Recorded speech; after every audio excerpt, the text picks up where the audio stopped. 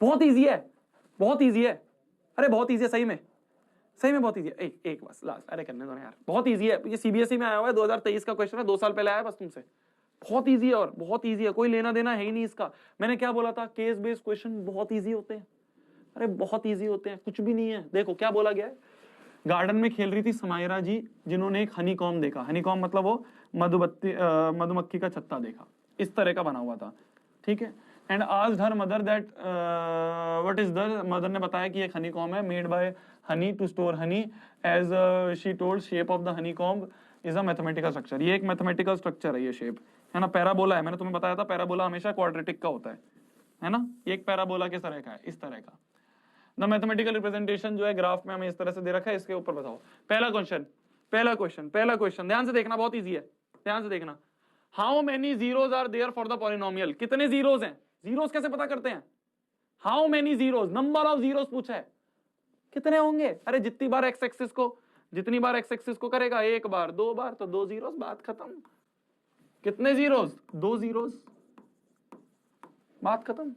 क्या उन जीरोस, देखो क्वेश्चन में नहीं पूछा है, पर मैं अगर तुमसे पूछ लूं कि उन जीरोस की वैल्यू भी बता सकते हो, तो बता दोगे हाँ भैया, जहां जहां पे -7 और 7, जहां जो x की वैल्यू है वही हमारा 0 की वैल्यू होती है। तो पूछ लिया इन्होंने व्हाट आर द जीरोस, पूछ लिया क्या क्या है जीरोस, जहां जहां पे इंटरसेक्ट हो रहा है वहां पे जो x की वैल्यू है, यहाँ x की वैल्यू -7, यहाँ x की वैल्यू 7, तो -7, 7 इस तरह से कर्ली ब्रैकेट्स में लिखते हैं जब भी हमें 2 अलग अलग नंबर लिखने होते हैं, ठीक है। If the zeros of polynomial this are 2 and -3, then find the value of AB। ये होमवर्क है तुम्हारा, कुछ नहीं है यार, ये तो बहुत पहले कर लिए इस तरह के क्वेश्चन हमने। x की वैल्यू एक बार -3, then find the value of AB।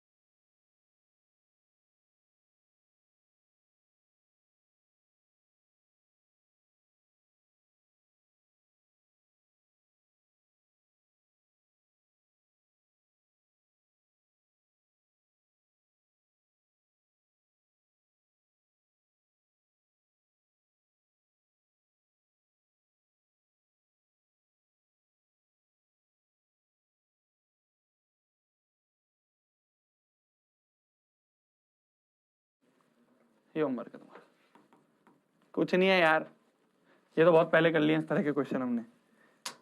x की वैल्यू एक बार 2 रख दो, एक बार -3 रख दो, a और b निकाल लेंगे, ठीक है। ये होमवर्क में कर लेना, ये तो बहुत इजी है। इसी के साथ use to strike the ball in sequence to produce sound. तो ये सिलेंडर है और ये हमारा हेमिस्फेरिकल बाउल है।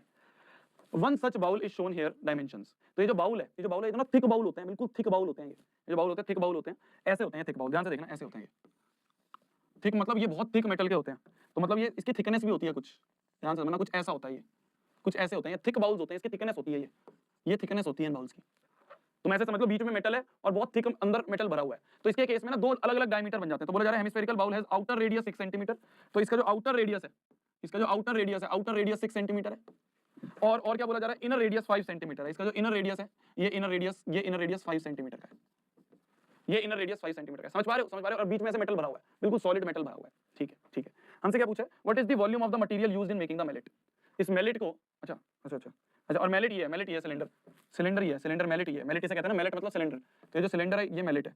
सिलेंडर का क्या दिया है, मैलेट हैज हाइट 10 सेंटीमीटर, इसकी हाइट है 10 सेंटीमीटर और इसका रेडियस है 2 सेंटीमीटर। इसका जो रेडियस दिया हुआ है वो 2 सेंटीमीटर दिया हुआ है। हमसे पूछा है what is the volume of the mallet used, तो इसका वॉल्यूम पूछा है। वॉल्यूम ऑफ सिलेंडर क्या होगा, पाई आर स्क्वायर एच, तो निकल जाएगा पहला। बहुत बढ़िया।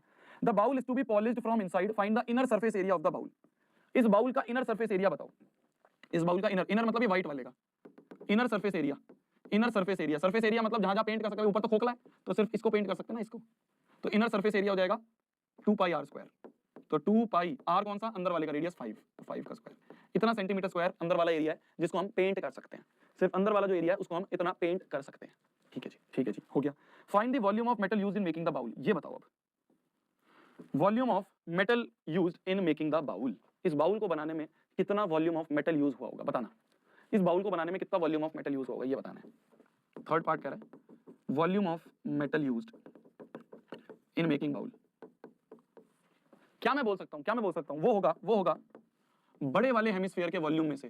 ये बड़ा वाला हेमिस्फीयर जो है, इस पूरे बड़े वाले हेमिस्फीयर के वॉल्यूम में से, इस बड़े वाले हेमिस्फीयर के वॉल्यूम में से माइनस वॉल्यूम ऑफ स्मॉलर, या volume of outer minus volume of smaller, outer minus volume of inner.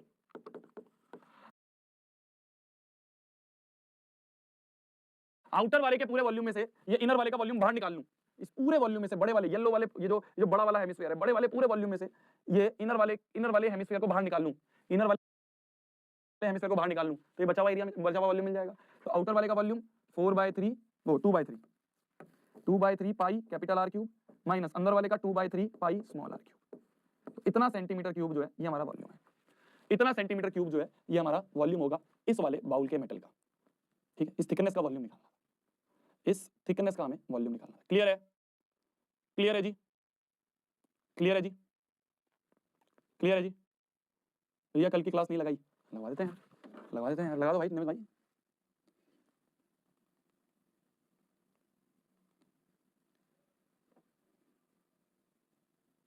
जल्दी लगा दो भाई।